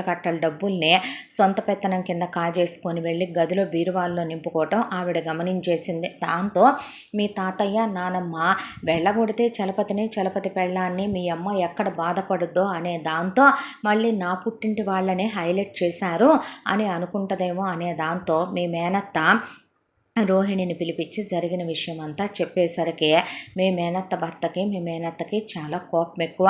వాళ్ళు ఆ విషయం నందగోపాల్ గారికి చెప్పాలనుకుంటే వద్దని మీ నానమ్మ తాతయ్య వాళ్ళనే గట్టిగా వార్నింగ్ ఇమ్మని చెప్పారు. దాంతో మీ మామయ్య చలపతికి, మీ మామయ్య భార్య రాగిణికి మీ మేనత్త రోహిణి ఆవిడ భర్త కలిసి ఇలాంటి పనులు ఇంకోసారి చేస్తే కుక్కల్ని కొట్టినట్టు కొట్టించి, తరిమి కొట్టించి ఇద్దరిని ఇంట్లోంచి బయటికి గెంటాల్సి వస్తుంది, నలుగురు పిల్లలతో కలిసి వీధుల్లో పడి అడుక్కోవాలి. ఒకచోట రిమార్క్ పడిందంటే ఎవడు ఉద్యోగం సద్యోగం కూడా ఇవ్వడు. ఆ తర్వాత పిల్లల్ని తీసుకొని దిక్కులేని చావు చావాల్సి వస్తుంది అనేసి వార్నింగ్ ఇచ్చి వాళ్ళు వెళుతూ ఉండగా పగపట్టి కక్ష కట్టిన వీళ్ళు మీ మేనత్త భర్తనే వెనకాల సీట్లో ఉన్న హేమంత్తో సహా యాక్సిడెంట్ చేయించారు. ఆ యాక్సిడెంట్లో మీ మేనత్త భర్త స్పాట్లో చనిపోయారు. పిల్లాడు హేమంత్ బ్రతికిపోయాడు చిన్న చిన్న దెబ్బలతో. మీ నాన్నగారు, మీ నానమ్మ, తాతయ్య కూతురు పోయిన దిగులు, అక్క బావ పోయిన దిగుల్లో నుంచి తేరుకోలేకపోయారు. పిల్లాడిని తీసుకొచ్చి ఇక్కడే పెట్టి పెంచుదామనే ఆయన మీ అమ్మని సొంత కొడుకులా చూడమన్నా ఆడపడుచు అలాంటిది ఇలాంటిది, రేపొద్దున దాని కొడుకంటే ఎలా తయారవుతాడో ఏంటో అని చాలా నూరిపోసి బాగా మీ అమ్మకి ఆ పిల్లాడి మీద పగ కక్ష పెరిగిపోయేలా చేశారు. పసివాడైన హేమంత్ అత్తయ్యనే అమ్మ అనుకొని దగ్గరకు వచ్చిన మీ అమ్మ తోసేసేదే. మీ అమ్మ మీకే అండపెట్టి మిమ్మల్ని ఒళ్ళో కూర్చోబెట్టుకొని మిమ్మల్ని మంచి చెడు పట్టించుకోదు. మృగజాతికి చెందిన వ్యక్తి. నిజం చెప్పాలంటే అడ్డమైన వాళ్ళని తీసుకొచ్చి అందలాలు ఎక్కిస్తే వెనకటికో సామెత ఉంది కదా, కనకపు సింహాసనం మీద సునకాన్ని కూర్చోబెడితే అది చెప్పులే కతుకుద్దు కానీ బంగారు పళ్ళెంలో పెట్టిన వాటి విలువ దానికి తెలియదని. మీ నాన్నగారు చాలా ఈజీగా సిక్కిం బంపర్ లాటరీలో గనక 50 లక్షల మందిలో ఒకళ్ళకి తగులుద్ది, అది కూడా ఒక్కోసారి దరిద్రులకి కూడా ఆ లాటరీ తగులుద్ది అన్నట్టు మీ అమ్మ లాంటి దరిద్ర బతుకు బ్రతికే దానికి మీ నాన్న లాంటి అందగాడు, ఆస్తిపరుడు, గుణవంతుడు, తెలివైన వాడు భర్తగా వస్తే మీ అమ్మ లాంటి వాళ్ళకి ఆ విలువ తెలుసుకోవటం ఎప్పటికీ చేత కాదు. దాంతోనే మీ అమ్మ హేమంత్ని విసుక్కోవటం విదిలించడం చూసిన మీ నానమ్మ తాతయ్య ఎందుకే పిల్లాడిని అలా అంటున్నావో అని మెల్లమెల్లగా మీ నానమ్మకి మీ అమ్మకి మధ్య రాగిణి చెప్పిన విషయాల వల్ల మీ అమ్మ వాడు నా కొడుకు అంటాం, నీ కూతురు కొడుకు అంటాం, నీ కూతురుతో పాటు వాడు పోతే పేడా పోయేది కదా అంటాం, మాటలతో దూషించటం, మాటలతో హార్ష్గా మాట్లాడి ఎదుటి వాళ్ళని బాధ పెట్టడం మీ అమ్మకు వెన్నతో పెట్టిన విద్య. దాంతో మీ అమ్మ మీ నానమ్మని ఇష్టం వచ్చినట్టు మాట్లాడితే ఆవిడ మాటలు తట్టుకోలేకపోయింది. ఆవిడ నీ పుట్టింటి వాళ్ళ బ్రతుకు ఎవరికి తెలియదులేవే, మీ బతుకులు ఏంటో తెలుసా, చాప కింద నీరుల్లాగా చేరి పక్కన వాళ్ళ మీద పడి దోచుకు తినే బతుకులు మీ వాళ్ళయ్యి మీవి అని ఆవిడ కూడా తిరగబడి అంటం మొదలు పెడితే రేపైనా సరే మీ తాతగారు మీ నానమ్మ కలిసి వీళ్ళ గుట్టు ఎక్కడ మీ నాన్న దగ్గర బట్టబయలు చేస్తారో మీ అమ్మ పనికి మాలిన దానికి ఇంకో గుణం కూడా ఉందే. వెన్నుపోటు పొడిచారు అని తెలిస్తే మీ అమ్మ ఎవరిని సహించదు, భరించదు. అవతల ఉన్న వాళ్ళు ఎంత వాళ్ళైనా సరే. దాంతోనే మీ మేనత్త కన్ను మీ నానమ్మ 7 వారాల నగల మీద పడింది. ఆ 7 వారాల నగలతో పాటు చనిపోయిన హేమంత్ వాళ్ళమ్మ రోహిణి నగలు దాదాపు 4 పెట్టెలు వచ్చినాయి మీ నానమ్మ దగ్గరికి. ఆ మొత్తం నగలు మీ అమ్మకి ఇమ్మనమని రాగిణి గొడవ పెట్టుకోమని చెప్పింది మీ అమ్మని. మీ అమ్మ గురించి తెలియందే ఉంది, మూర్ఖురాలు, మృగజాతి పశువు కదా మీ అమ్మ. దాంతో వెళ్ళి మీ నానమ్మని మొత్తం నగలు నాకు ఇవ్వు అని అడిగితే నీకు పెళ్లిలో చాలా నగలు పెట్టాను, ఇవి మా 7 తరాల నుంచి వస్తున్నాయి, నేను నా మనవళ్ళ భార్యలకే నా మనవరాళ్ళకి ఇచ్చుకోవాలని పక్కన పెట్టుకున్నాను, కాదు కూడదు అనేటట్టయితే కనుక 7 వారాల నగలు ఇంటి కోడలివి కాబట్టి నువ్వు తీసుకో అంటే మీ మేనత్త రోహిణి నగలు కూడా అడిగింది మీ అమ్మ.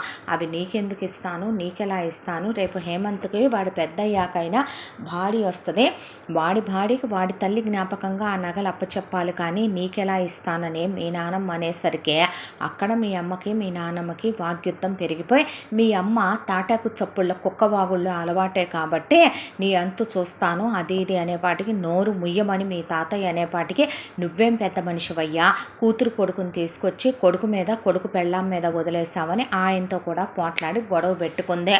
ఆ తర్వాత అదే రోజు రాత్రి మీ నానమ్మ నగలు ఇవ్వను అంటాం, దానికి తోడు మీ తాతయ్య పుట్టింటి వాళ్ళ గురించి ఎత్తి మాట్లాడటం, వీళ్ళని మీ అంతు తేలుస్తాను, మీ బ్రతుకేంటో బయట పెడతాను అని మీ నాన్నగారు క్యాంపుకు వెళ్ళి ఉండేసరికి ఆయనకి విసుగు విరక్తి కలిగిపోయి ముందు మిమ్మల్ని ఇంట్లో నుంచి గెంటితే కానీ మా కోడలు బాగుపడదు, మీ ఇద్దరూ కలిసే శకుని మందర్లాగా తయారయ్యారు ఇంట్లో అని చెప్పి వాళ్ళిద్దరూ వీళ్ళని గట్టిగా తిట్టేశారు. దాంతో కక్ష కట్టిన చలపతి భార్య కలిసి మీ నానమ్మని తాతయ్యని వాళ్ళు తినే ఆహారంలో మత్తుమందు కలిపేసి దిండేసి ఒత్తేసి మీ నానమ్మ తాతయ్యని చంపేశారు.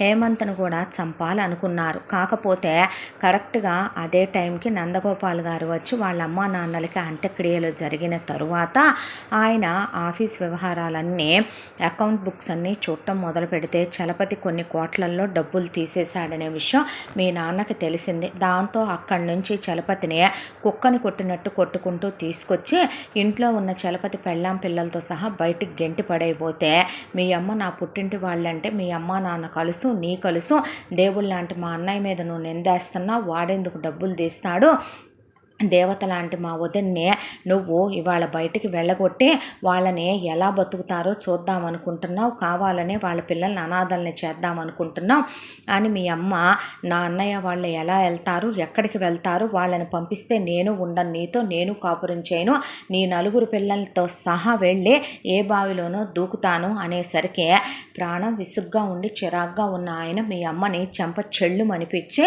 ఆయన అదే చిరాకులో ఆఫీస్ వ్యవహారం మీద ఊరికి వెళ్ళారు. మీ నాన్నగారు కాపు కాయించి ఉన్న చలపతి రాగిణి కలిసి ఫారెస్ట్ దారిలో మీ నాన్నగారు ఒక్కడే డ్రైవ్ చేసుకుంటూ వస్తుంటే ఆయన కార్ని లారీతో గుద్దిచ్చేశారు.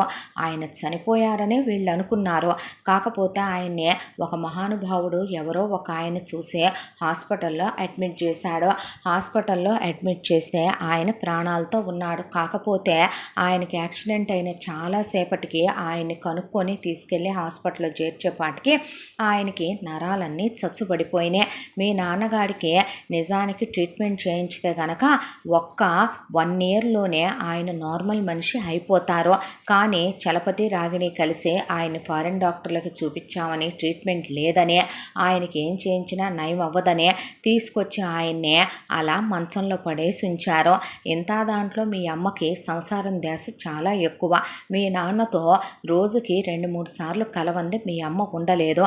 అంతా దాంట్లో మీ అమ్మకి ఆ రోజు నుంచి విపరీతమైన శారీరక కోరికలు తట్టుకోలేక వెర్రి పిచ్చి పట్టి పిచ్చి కుక్క కడిసినట్టు తయారయ్యి మీ అమ్మే ఓ పిచ్చి కుక్కలా తయారైపోయింది. నన్ను సుఖపెట్టాల్సిన నువ్వు నాతో కాపురం చేయటానికి పనికి రాకుండా మంచాన పడిపోయావు. నువ్వు మంచానికే మొగుడుగా పరిమితం అయిపోయావు. ఇవాళ రోగిష్టి వెదవ్వైపోయావు.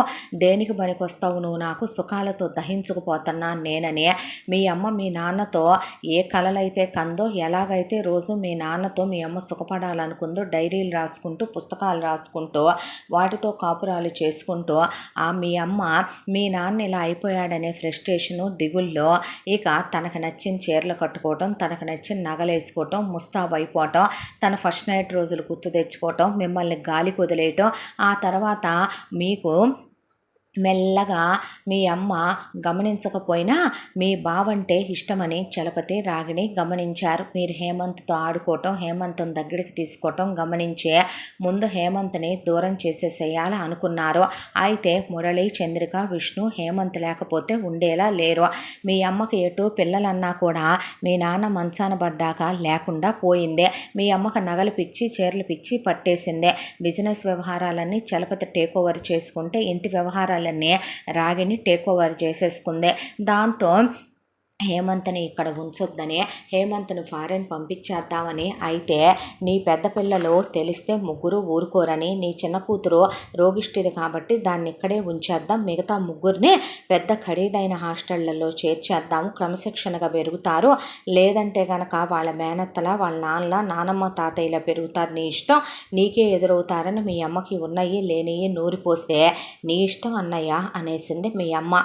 దాంతో మురళిని, చంద్రికని, విష్ణుని తీసుకెళ్ళి బలవంతంగా లాక్కెళ్ళి హాస్టల్లో విసిరేసి వచ్చారు చలపతి రాగిణి.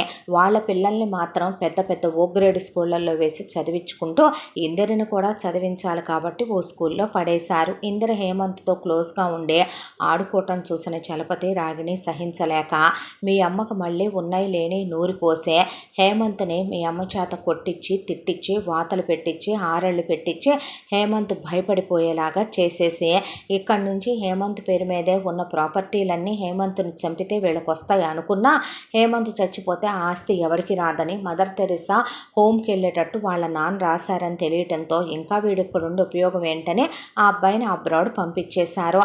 ఆ తర్వాత ఇక మీ నాన్నని మంచానికి పరిమితం చేసేశారు. మీ అమ్మని భర్త ఉండగానే ఏ సుఖానికి నోచుకోకుండా వాడు మాత్రం వాడి పెళ్ళాంతో పగలు రాత్రి కాపురం చేసుకుంటూ వాడు సుఖపడుతూ మీ అమ్మని భర్త ఉన్న విధవని చేసే మీ అమ్మని ఒక సైకో దానిలా శాడిస్ట్ దానిలా ప్రపంచం ముందు సృష్టిస్తూ ప్రపంచం ముందు మీ అమ్మని అందరిలోకి ఒక గయ్యాళి దానిలాగా మీ అమ్మ గొంతేసుకొని బతుకుద్ది, నోరేసుకొని బతుకుద్ది. మీ అమ్మ విచ్చలవిడితనంగా తయారైపోయింది. మీ అమ్మ మీ నాన్న మంచాన పడ్డాక మీ అమ్మ ఎవరితో ఎఫ్ఐఆర్లు పెట్టుకోలేదు. మీ అమ్మ నిజంగా మంచిదే, కానీ మీ అమ్మ చెడు తిరుగుళ్ళు తిరుగుతుందని లక్షలకు లక్షల కోట్ల డబ్బులు ఇష్టం వచ్చినట్టు బిట్టుల కోసం ఖర్చు పెడుతోందని బయట మీ మామయ్య మీ అత్త అందరికీ కూడా వీళ్ళు ప్రచారం చేసి ఇంట్లో పని వాళ్లతో కూడా చెప్పించడం మొదలుపెట్టారు. ఆ కోట్ల రూపాయల డబ్బులు మీ మామయ్య వెనకేసుకుంటూ నగలన్నీ మీ అత్త వెనకేసుకుంటూ వాళ్ళ పిల్లల్ని మాత్రం విచ్చలవిడిగా ఫ్రీడంతో పెంచుకొచ్చారు. వీళ్ళేమీ తక్కువ వాళ్ళు కాదు. వీళ్ళు నలుగురు. మీ మామయ్య ఇద్దరు కొడుకులు చేసేదేంటో తెలుసా? ఇల్లీగల్ దందాలు, ఇల్లీగల్ వ్యాపారాలు, ఇల్లీగల్ వ్యవహారాలు. ఇక మీ మేనమామ ఇద్దరు కూతుళ్ళ గురించి చెప్పాలంటే నోరు సరిపోదు, వినటానికి ఎదుటివాడి చెవుల్లో శక్తి కూడా సరిపోదు. అంత దిగజారిపోయిన పెంపకం పెంచుకొచ్చారు వీళ్ళనే. ఇంత దాంట్లో మీ మామయ్య ఒక ప్లాన్ వేశాడు. మీ అన్నయ్యకి మీ విష్ణు అన్నయ్యకే ఇద్దరికీ కలిపి మురళికి విష్ణుకి తన కూతుళ్ళనిచ్చి చేద్దాము, అలాగే మీ అక్క చంద్రికకి నీకు తన కొడుకులనిచ్చి చేద్దాము. అప్పుడు ఈ ఆస్తి మొత్తానికి వాళ్ళే అధిపతులు అవ్వచ్చు. ఆ తర్వాత తన కొడుకుల్ని తన కూతుళ్ళని అధిపతుల్ని చేయొచ్చని వీళ్ళు కలగన్నారు. ఇంత దాంట్లో మీ అన్నయ్య అబ్రాడ్ వెళ్ళి చదువుకొని తిరిగి వచ్చాడు. మీ అన్నయ్య మురళి చాలా మంచివాడు ఇందిరా. మీ అన్నయ్య ఇక్కడ ఉన్నప్పుడే కాలేజీలో జాన్వి అనే అమ్మాయిని చాలా డీప్గా లవ్ చేశాడు. జాన్వి అబ్రాడ్ రాను అనటంతో మీ అన్నయ్య పై చదువులకనే అబ్రాడ్ వెళ్ళాడు. జాన్వి ఆ అంతా కాలంలో కూడా మీ ఆఫీస్లోనే ఉద్యోగంలో బయట అమ్మాయిలాగా జాయిన్ అయ్యింది. జాయిన్ అయ్యే చలపతి చేసే మోసాలన్నిటి గురించి మీ అన్నయ్య వచ్చేసరికి ఒక ఫైల్ రెడీ చేసి ఉంచింది జాన్వి. మీ అన్నయ్య వచ్చి మొత్తం వ్యాపారాన్ని టేక్ ఓవర్ చేసుకున్న తర్వాత మీ అన్నయ్య చాలా తెలివైనవాడు. దట్టు విష్ణుకి బిజినెస్ అంటే ఇష్టం ఉండదు, కానీ మురళికి బిజినెస్ అంటే చాలా ఇష్టం. వ్యాపారంలో జరుగుతున్న లొసుగులు లోటుపాట్లు మొత్తం మీ అన్నయ్యకి జాన్వి వివరంగా కూర్చోబెట్టి చెప్పి ఇలా మొత్తం మీ మేనమామ వెన్నుపోటు పొడిచే మొత్తం ఆస్తికంతా అధిపతి కావాలనుకుంటున్నాడు. చాలా రకాలైన ఇల్లీగల్ వ్యాపారాలు వ్యవహారాలు మీ బిజినెస్ పేరుతో మీ యాంబ్లం వేసి వీళ్ళు మార్కెట్లోకి వదులుతున్నారని కూర్చోబెట్టి మొత్తం ఒక ఫైల్ ఇచ్చి ఎక్స్ప్లెయిన్ చేసి చెప్పిందే. ఆ తర్వాత మీ అన్నయ్యకి కోపం కట్టలు తెంచుకొని మీ మేనమామ కొడుకుల్ని కొట్టుకుంటూ ఆఫీసు నుంచి ఇంటికి తీసుకొచ్చాడు. ఈలోపు మీ అత్త మీ అమ్మ మీ అన్నయ్య మీద ఉన్నాయి లేని నూరిపోసేసరికి మీ అమ్మ రెచ్చిపోయి మీ అన్నయ్యని నా గురించి నీకు బాగా తెలియదు పెద్దోడా, మా అన్నయ్యనే కొడతావా, మా వదిన్నే తిడతావా, మా అన్నయ్య కొడుకుల్నే కొడతావా అని అరిచే కుక్క కరవదని నేను అందుకే అన్నాను. మీ అమ్మ ఇష్టం వచ్చినట్టు నోరు పారేసుకుందే. నోరు పారేసుకున్న తర్వాత మీ అన్నయ్య మీ అమ్మని నోరు ముయ్యమని వీళ్ళనే 48 గంటల్లో మొత్తం ఉన్నవాటన్నిటికీ లెక్కలు అప్పచెప్పి ఇంట్లో నుంచి వెళ్ళిపోకపోతే పోలీసులు పట్టిస్తానని చెప్పి మీ అన్నయ్య వార్నింగ్ ఇచ్చాడు. దాంతో వీళ్ళు మీ అన్నయ్య మీద పగపట్టారు, కక్ష సాధించాలనుకున్నారు. అదే టైంకి మీ అన్నయ్య కారులో వెళుతూ ఉండగా వీళ్ళు మీ నాన్నని చంపేసినట్టే మీ అన్నయ్యని కూడా చంపేయాలి అనుకున్నారు. చంపేయాలి అనుకునే మీ అన్నయ్య కారుకి యాక్సిడెంట్ చేయించారు. మీ అన్నయ్య ఆ రోజు నుంచి కోమాలోకి వెళ్ళిపోయాడు అనుకుంటున్నారు. మీ అన్నయ్య కోమాలో లేడు. మీ అన్నయ్యకి అడ్డమైన మందులు ఇచ్చి మీ అన్నయ్య మత్తులో నుంచి లేవకుండా అలా పడేయించి ఉంచారు. ఏ ట్రీట్మెంటు లేకుండా చలపతి రాగిణే. పెద్ద కొడుకు ఏ స్థితిలో ఉన్నాడో కూడా కనుక్కోలేని మూర్ఖమైన స్థితిలో మీ అమ్మ ఉంది. మొగుడు ఒకవైపున మంచాన పడి కోరికలు తీర్చట్లేదని తప్ప ఇంట్లో పిల్లలు ఏమైపోతున్నారా, ఆస్తి ఏమైపోతుందా అనేది పట్టించుకోలేని పశువు మీ అమ్మ. మీ అన్నయ్యని తీసుకొచ్చి ఒక మంచం మీద ఆ గదిలో పడేసి ఉంచారు.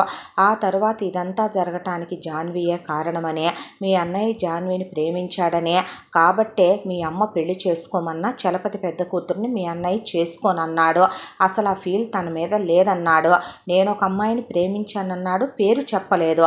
జాన్వీ అని వివరాలు కనుక్కుని వాళ్ళ ఫ్యామిలీ మొత్తాన్ని నామరూపాలు లేకుండా చెయ్యాలని చలపతి రాగిణి మనుషుల్ని తీసుకొని జాన్వీ వాళ్ళ ఇంటి మీదకి వెళ్ళారు. జాన్వీ అప్పటికే వాళ్ళ అమ్మ నాన్నని వాళ్ళ తమ్ముడిని ఊరు దాటిచ్చేయగలిగింది. జాన్వీ మాత్రం మురళి కోసం ఆగిపోయింది. జాన్వీ వీళ్ళకి దొరికిపోయింది. ఆ అమ్మాయిని దారుణంగా చావగొట్టేసి తీసుకెళ్ళి మీ ఆఫీసు గోడౌన్లోనే ఆ అమ్మాయిని ఇన్ని సంవత్సరాలుగా పడేసి చీకటి కొట్లో వెలుతురంటే ఏంటో తెలియకుండా నరకం చూపించి చిత్రవధ చేస్తుంది. మీ మామయ్య పెద్ద కూతురు తన మురళి కాదన్నాడనే, తన్ని చేసుకోకుండా జాన్వీని ప్రేమించాడనే చలపతి గుట్టంతా జాన్వీ బయట పెట్టిందనే. అలా జాన్వీ మురళి జీవితాలు అలా అయిపోయినాయి. ఇక మీ పెద్దక్క చంద్రికకి తన పెద్ద కొడుకునిచ్చి పెళ్లి చేయాలనుకున్నాడు. మీ అక్కది చాలా స్ట్రైట్ ఫార్వర్డ్.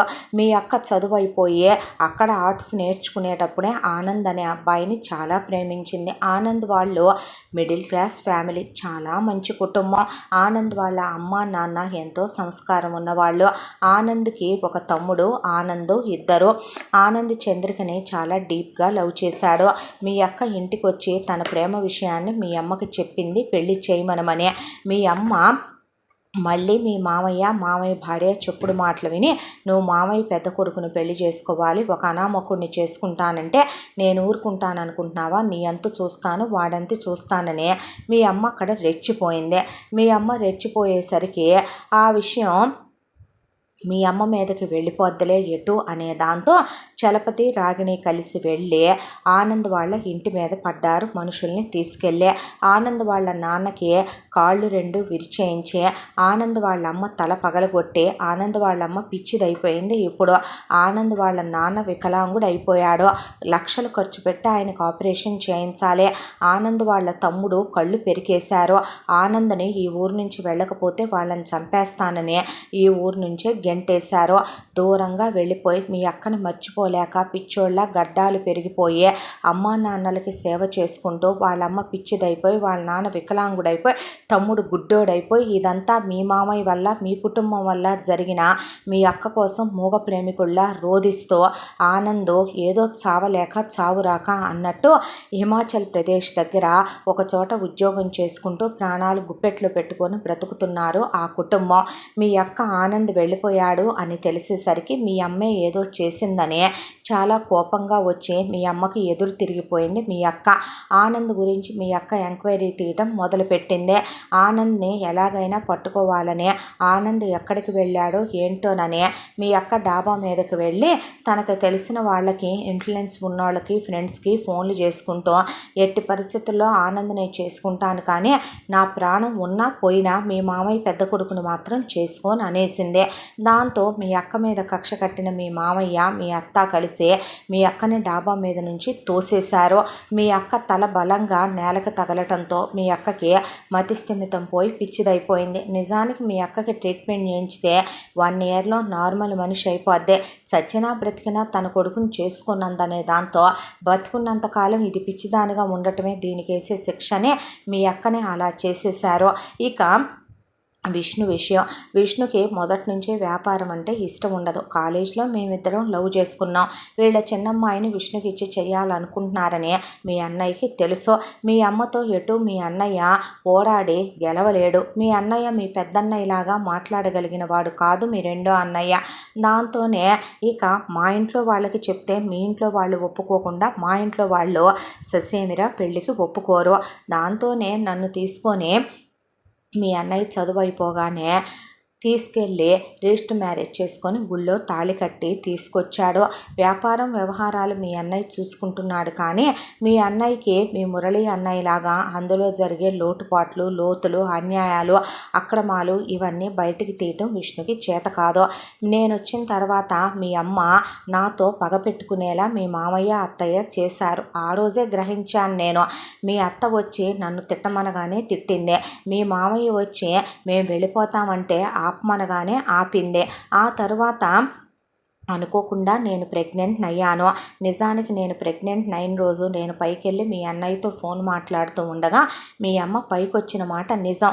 కాకపోతే మీ అమ్మ పైకొచ్చి నన్ను తిట్టి అలా అటు ఇటు తిరిగితే గంగిరెద్దులాగా కాలు జారి పడ్డావంటే ఏదో ఒకటి జరుగుద్ది, దరిద్రపు దాన వెళ్ళి ముందు లోపలికి అని చెప్పి కిందకి వెళ్ళిపోయే మీ అమ్మ ఆ తర్వాత తన గదిలోకి వెళ్ళి డైరీ రాసుకుంటూ కూర్చుంటే నేను మెట్లు దిగేటప్పుడు వెనక నుంచి మీ మామయ్య మీ అత్త కలిసి నన్ను తోసేశారు. ఆ విషయం నాకు తెలియదని వీళ్ళు అనుకుంటున్నారు. ఆ తర్వాత నాకు అబార్ట్ అయిపోయింది. అబార్ట్ అయిపోయి నా పిల్లలు పోయారు. పిల్లలు పోయినప్పుడు కూడా మీ అమ్మ అన్న ఆ మాటలే నాకు జ్ఞాపకం వచ్చినాయి. నన్ను కిందకి దిగమనమని, మీ అమ్మే మెట్ల మీద ఏమన్నా పోసెళ్ళిందేమో అనే అనుమానం కూడా కలిగింది. కానీ ఆ తర్వాత నా పిల్లలు పోయిన దిగులంతా పక్కన పెట్టి నేను అసలు ఇంటి విషయాలేంటి, ఏంటి వ్యవహారాలు ఏంటనేది కనుక్కోవాలనుకున్నాను. నిన్ను తీసుకొని నేను వెళ్ళొచ్చు, కానీ నీ కోపం ఎక్కువ. విష్ణుకి ఇలాంటివి తెలిసినాయి అంటే సహించడు, భరించడు. దాంతోనే నేను అసలు హేమంత్ రావటానికి ఎటు టైం ఉంది, నువ్వు వీళ్ళ అబ్బాయిని చేసుకోవటానికి ఇష్టంగా లేవు. ఈలోపు ఈ విషయాలన్నీ నీకు తెలిస్తే నువ్వు హేమంత్ పెళ్లి చేసుకుంటారు. ముందు అసలు ఈ ప్రాబ్లమ్స్ అన్నిటికీ కూడా ఒక మార్గం దొరుకుద్దని వెతుక్కుంటూ వెళ్ళి ఇవన్నీ తెలుసుకున్నా. ఇప్పుడు అర్థమైందా అత్తయ్య, మీ అత్తామామలు ఎలా పోయారో, మామయ్య ఎలా మంచం మీద పడ్డాడో, బావగారు ఎలా అలా అయిపోయారో, జాన్వి ఎక్కడుందో, పెద్ద వదిన ఎందుకు అలా అయిపోయిందో, ఆనంద్ వాళ్ళు ఏమైపోయారో, నా కడుపులో బిడ్డలు ఎలా కరిగిపోయారో ఇప్పుడు అర్థమవుతుందా? ఇందిరని బలవంతంగా తన చిన్న కొడుక్కిచ్చి చేసుకునైనా నన్ను మా ఆయన్ని నామరూపాలు లేకుండా చేసేసి ఆ తర్వాత నిన్ను వెర్రిదాన్ని చేసి ఆస్తంతా నీ పేరు మీదే ఉంది ఇప్పటికీ కూడాను. ఆస్తి మొత్తం వాళ్ళ పేరు మీద రాయించుకోవాలనుకుంటున్నారు వాళ్ళు అనేసరికి మొత్తం విన్న రేవతి గుండెలు బద్దలైపోయినాయి ఒక్కసారిగా. నిజమే, చిన్నప్పటి నుంచి అన్నయ్య అంటే చాలా ఇష్టం. అమ్మా నాన్నలు ఒకటే చెప్పేవాళ్ళు, మా తర్వాత నీకన్నీ అన్నయ్యే అనే. వదిన వచ్చాక అమ్మ నా తర్వాత నీకు అమ్మ లాంటిదమ్మా వదిన అని చెప్పిందే. తనకు నిజంగానే పుట్టింటి వాళ్ళు చెప్పుడు మాటలు వినే అలవాటు ఉంది. ఆ పుట్టింటి వాళ్ళ మీద విపరీతమైన మమకారాన్ని పెంచుకునే అలవాటు ఉంది. కానీ తన మంచితనాన్ని అలుసుగా చేతగానితనంగా తీసుకుని చివరికి తన అత్తామామల్ని చంపేయించి తన భర్తనే ఇలా చేశారనే పాటికి రేవతి పెద్దగా ఏడ్చి కోడలతో కూతురుతో నేను పాపిష్టిదాన్ని నిజమే, బుద్ధి తక్కువ దాన్ని నిజమే, పిచ్చి కుక్కలా వాగుతాను అది నిజమే, నాకు గద్దరితనం ఎక్కువ, గయ్యాళితనం ఎక్కువ, మొదటి నుంచి ఆలోచించే ఆలోచన జ్ఞానం లేదు. ఆ రోజు అత్తయ్య నగల్ని ఇష్టపడ్డాను, వదిన నగలంటే చాలా ఇష్టం, నచ్చాయి. ఆయన ఎటు నాకు చాలా కొనిచ్చినా కూడాను ఎందుకో ఆ నగలు వేసుకోవాలని కోరిక కలిగింది. దాంతోనే రాగిణి చెప్పిన మాటలు విని అత్తయ్యని నగలిమ్మనమని అడిగానే తప్ప అత్తామామల్ని చంపేంత కిరాతకురాల్ని కాదు నేను.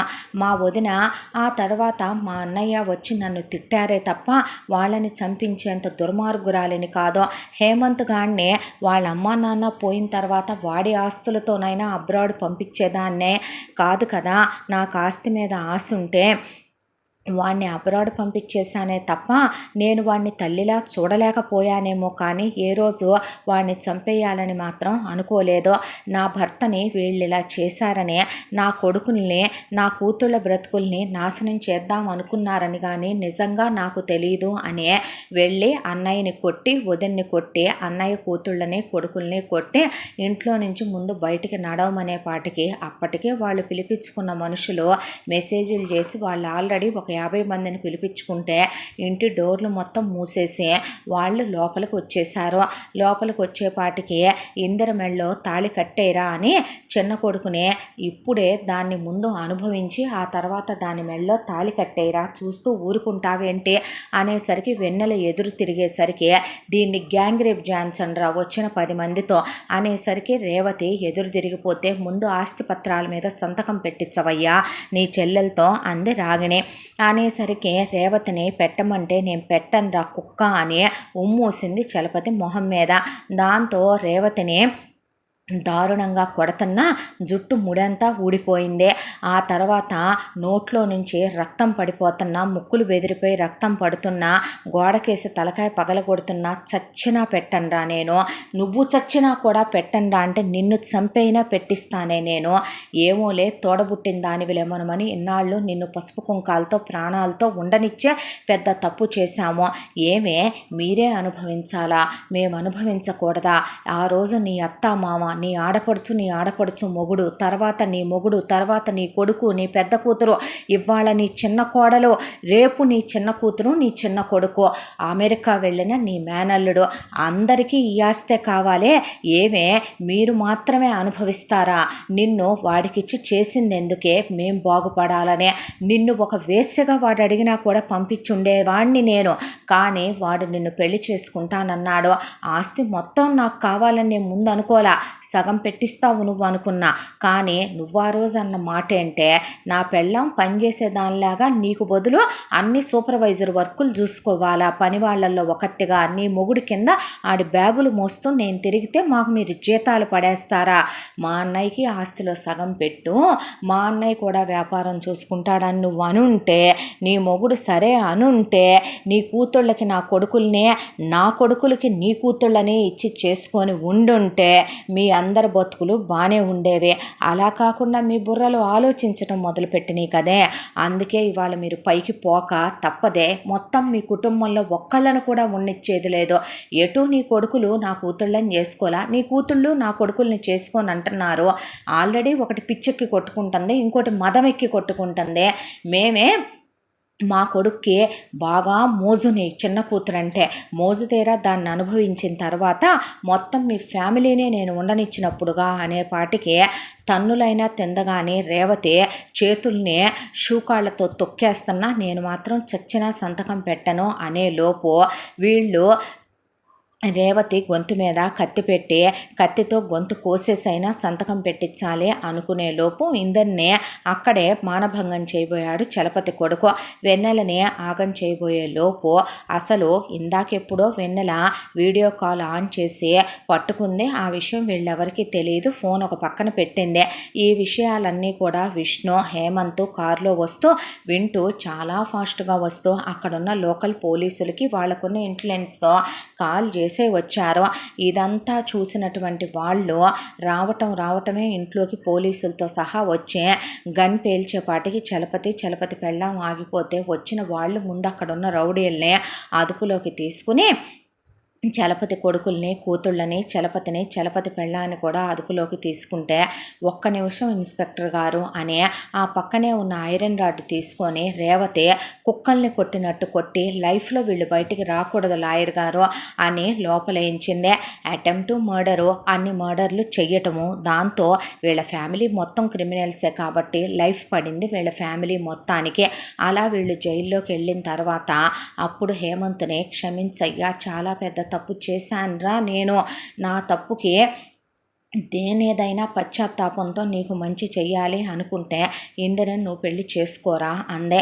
ఆ తర్వాత ఇందరికి హేమంత్కి చాలా గ్రాండ్గా పెళ్ళి అయిపోయిన తర్వాత నందగోపాల్ గారిని హాస్పిటల్లో చేర్చి ఆ తర్వాత మురళిని చంద్రికని చేరిస్తే సంవత్సరం ట్రీట్మెంట్ తర్వాత ముగ్గురికి నయమై ఇంటికి తిరిగి వచ్చారు. నందగోపాల్ గారు నిన్ను కుక్కను కొట్టినట్టు కొట్టాలనుందే, కాకపోతే ఆల్రెడీ మీ అన్నయ్య నిన్ను కుక్క కన్నా హీనంగా కొట్టి వెళ్ళాడు కాబట్టి అంటే ఇంకా నిన్ను కొట్టడానికి ఏమీ మిగల్లేదంతే అనేశాడు ఆయన.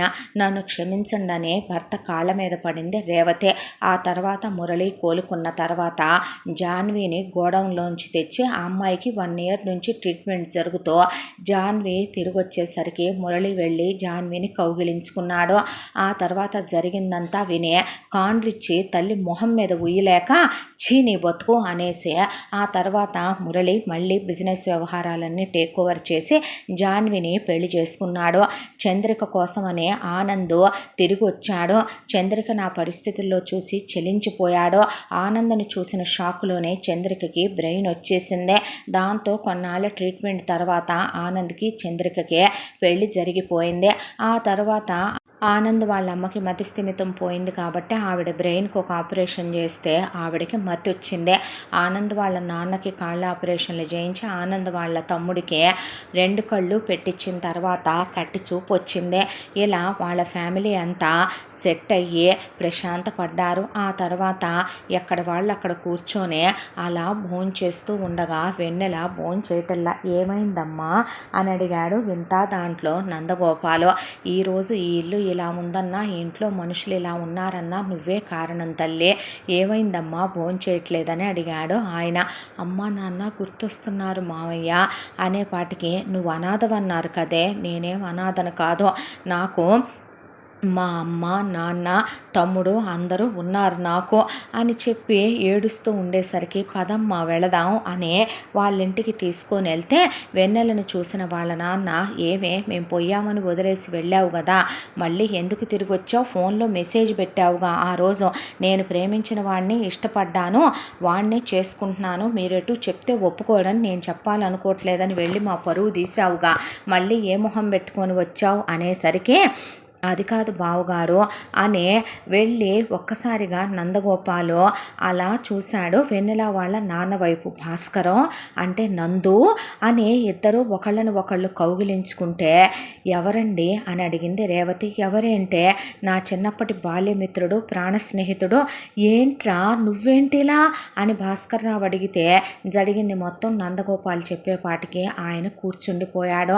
ఆయన భార్య సుమతి రేవతి వైపు చూసి, అలా ఎలా నమ్మేశారు వదిన గారు అని అడిగితే, నా కర్మ, నా ప్రారంధం, నా దరిద్రం అమ్మ, ఇంకా నాకు తిట్టించుకునే ఓపిక కూడా లేదు వదిన అనేసి నన్ను క్షమించేయండి మీరు కూడాను అనేసింది రేవతి.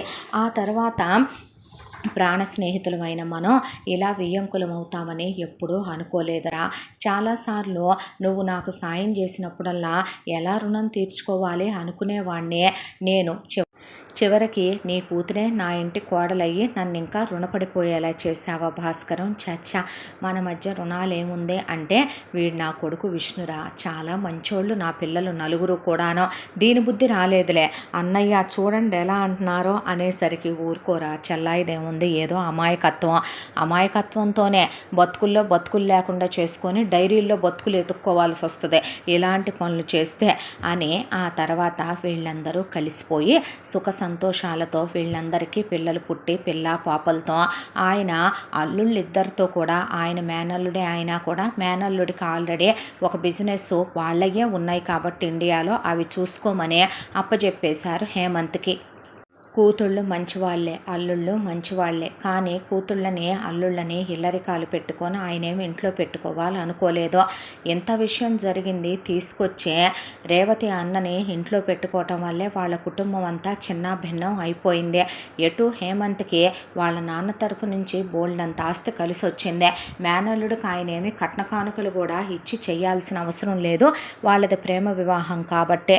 ఇందిరా హేమంత్ వేరే కాపురం పెట్టుకొని హేమంత్ బిజినెస్ చేసుకుంటూ పిల్లా పాపలతో వాళ్ళు చల్లగా ఉన్నారు. ఆ తర్వాత మురళి విష్ణు వాళ్ళకున్న వ్యాపారానికి వాళ్ళు వెళ్ళొస్తూ, కోడళ్ళిద్దరూ కూడా కొడుకులతో పాటు వ్యాపారాలు చూసుకుంటూ వాళ్ళ నలుగురు పిల్లలతో కాలక్షేపం చేస్తూ రేవతి కాలం గడుపుతుంటే పై ఎత్తున నందగోపాల్ అన్నీ చూసుకుంటున్నా చంద్రిక భర్త ఉద్యోగానికి వెళతానన్నా వద్దమ్మా అని చంద్రిక వాటా కింద ఆస్తి చంద్రికకి రాసిచ్చి అల్లుడి చేత బిజినెస్ పెట్టించే చంద్రికను కూడా వేరు కాపురం పెట్టించేశాడు నందగోపాలు.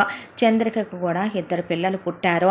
ఎవరు ఎంతలో ఉండాలో, ఎవరు ఎక్కడుండాలో అక్కడుంటవే మంచిదే, అతి సర్వత్రా వర్జయేత్. అది నిజం.